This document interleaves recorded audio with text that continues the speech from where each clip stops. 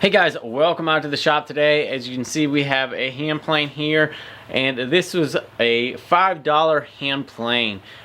It was missing one wedge and has no irons, and so the goal for this one is to actually get it back into working order. Obviously, it's got a name on it for W. Vance.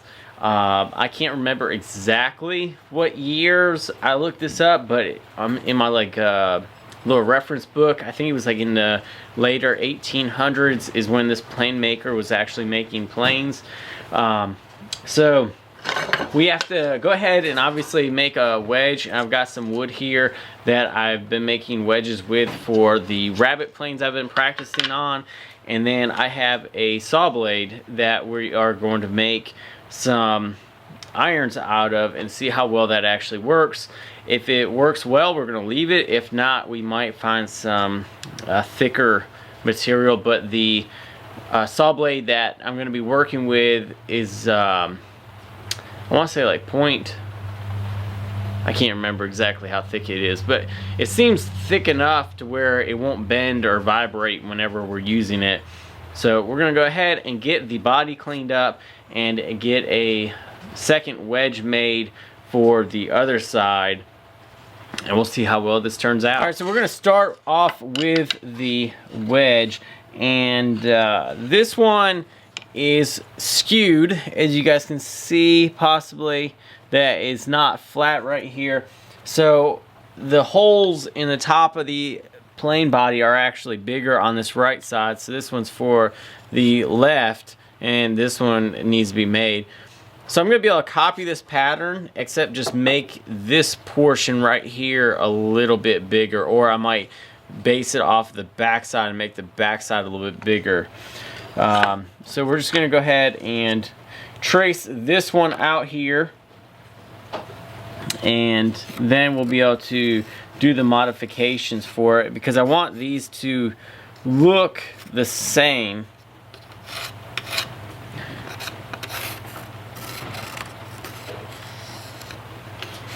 And we'll have to put the skewed front on here as well. So we've got the basis of it right here, and I can just take a square, framing square, and we can just go ahead and say that I want to make it like almost a 1/4 inch thicker on that back side, and then we can just round that on over. So now I've got the redone section, and we can go take this to the bandsaw and get this cut out.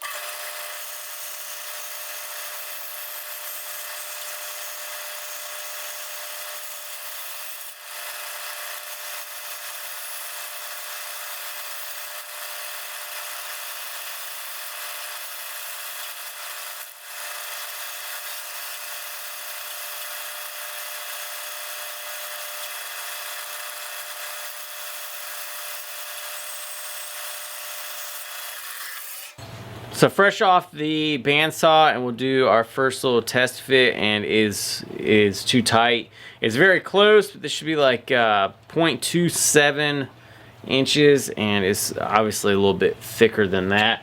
So what I have done is I go back and use a scraper and just butt this up against something and just scrape a little bit off at a time until it fits just perfect. Alright, so I had to cut out a second wedge. This was the first one. This ended up being too narrow for what I wanted. So I cut out a second one, and this one has the arch on, or the little chamfer on this side, and also had to include it on the back side. And it's a little bit big and bulky right now, but it does fit in perfect in the front and on the back side, and that'll help with pushing the iron all the way down. And as you can see, it goes all the way down to the bottom right here. So I'm gonna leave it as is right now, not gonna clean it up any further. And once we get the irons in and get this all assembled, this will probably be the last thing that I work on, trying to refine its shape a little bit better. So now what I'm going to go ahead and do is keep these two things safe and sound to the side, and we're going to go ahead and clean up the body of this plane. I have a nail right here for some reason, not sure exactly why that is there. Everything looks like it's intact like it's supposed to. I don't see any cracks or anything like that. So we're going to clean this up, get this back to a decent shape, and then we're going to go ahead and cut out the irons.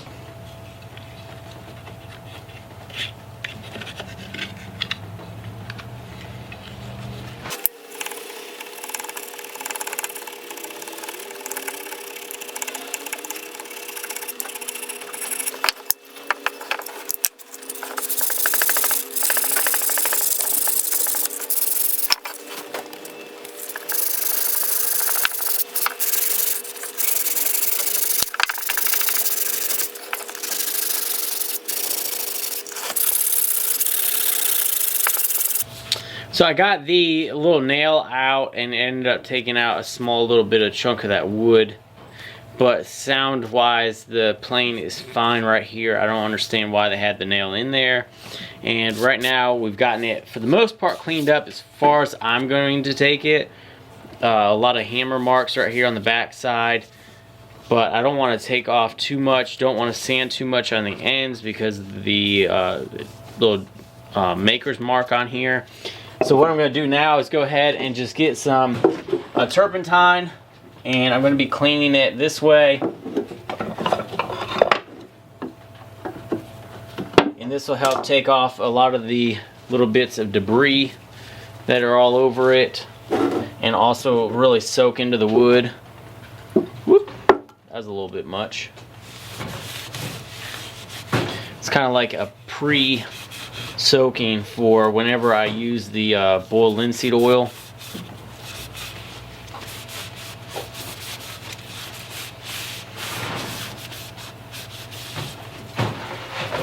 And now we are going to be applying some boiled linseed oil.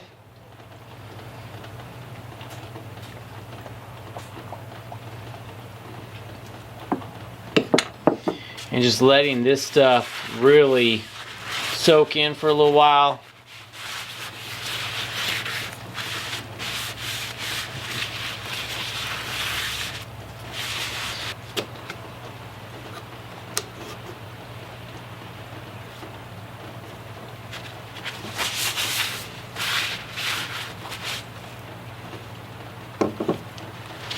So after the body is all been cleaned up, we can go ahead and start creating our irons, because I need one for each of them.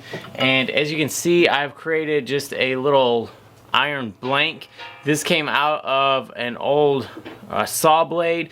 The saw blade was off of a mill, so this one's a little bit thicker than just your traditional table saw blade, I believe. And the way that I'm doing this is I've made two of these up, and one of them I label right and left. And as you can see, I've already been working on this one right here to get the profile. So what I do with this now is, this is the first time I'm trying to recreate an iron for an actual molding plane with a complex setup like this one. So what I'm doing is I'm taking the blank and I'm sliding it in here and making sure that it bottoms out. I've tapered over the edges of these so that it fits nice and flush against the back, and I'll tip this over, and I've got like a little scratch awl, and I'm just following the profile as best as possible. And I'm not pushing hard because I don't want to get this all out of whack and have it to where it's not working correctly. So I'm just scratching it along the edge over and over again, and you guys aren't going to be able to see it because it's such a light scratch, but I've gotten it scratched on that.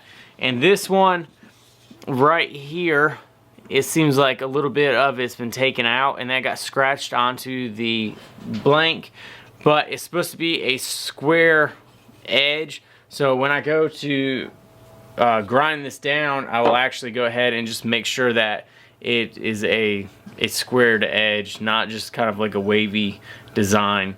And then after that, hopefully we'll create something like that. This was done as well. So that was just done on the grinder, scratched out the design, and then ground it down, and then we gotta get it kind of filed to an iron look. And I'm not worried about this getting heated up because I've already cut it, and the iron's already been heated and everything like that, so we'll go through the heat treatment later.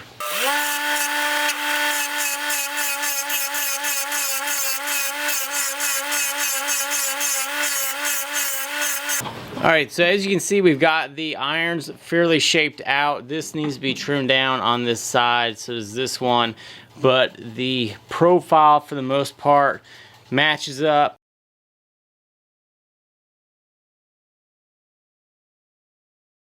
And we're going to get it refined a little bit more with a file, and then actually get some of it taken off to create the little taper for the iron. But it's coming along, and hopefully we'll be making shavings soon. Got the final width of this, and this is going to be a skewed iron. And one thing I need to do is start shaving off some of the back to actually get the iron shape for the cutting edge. And after that, then we will go ahead and heat treat. I also went ahead and reshaped my wedge a little bit. So now when this is fit in here, it actually looks more like the other one. Not the very first one, but so now they somewhat match instead of being so big and bulky. I might go ahead and make another one anyway and kind of reshape the front from where this was flat from the original little bevel right there, or I might take this in a little bit steeper and then be able to round that out some. So there's still room to play. Still trying to get a feel for this one wedge and then creating these irons. But that is pretty much it. The shape on the bottom matches pretty well, but now I got to start making the actual cutting edge. So I've been working on these irons for a little while now, and we ground them down and got the shapes all created. And then I've went and tried to temper them, harden them, and stuff like that. And now what we're going to be working on is trying to get a final sharpening on them. And after that, we'll put them in the hand plane and see how well this actually works. I know how to do the shaping now, so if it works somewhat decently well, I might order some different steel, some like O1 steel, and actually get real material to do this correctly. But this is just a saw blade, so we're gonna get these cleaned up and sharpened, and we'll put them in that hand plane.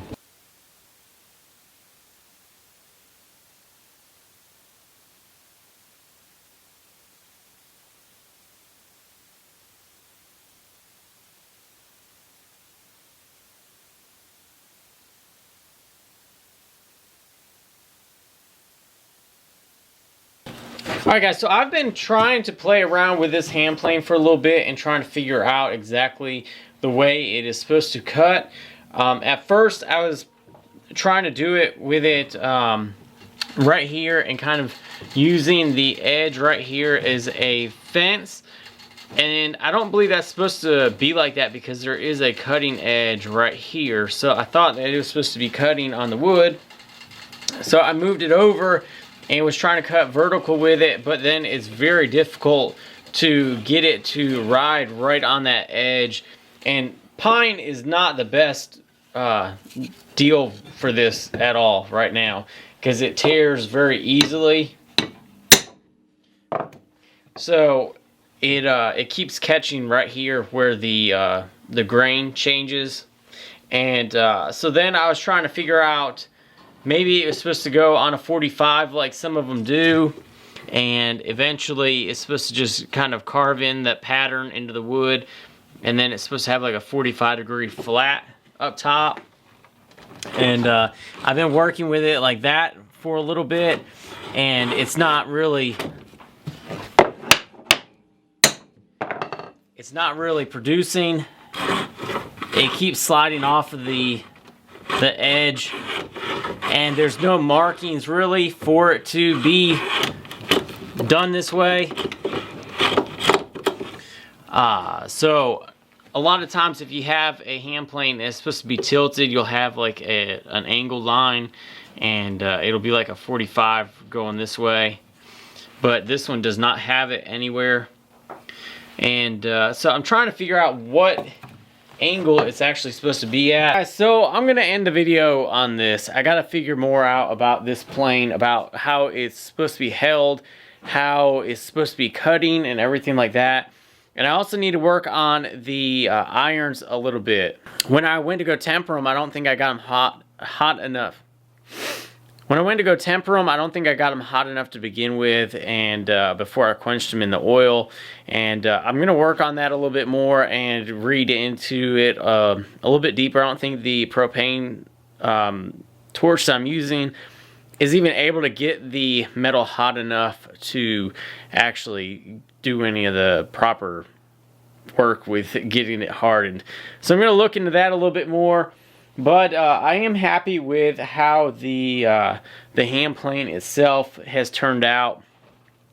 This thing was made probably in the 1798 to 1833 is when William Vance was a plane maker. So that's an interesting subject to learn about, is where they come from.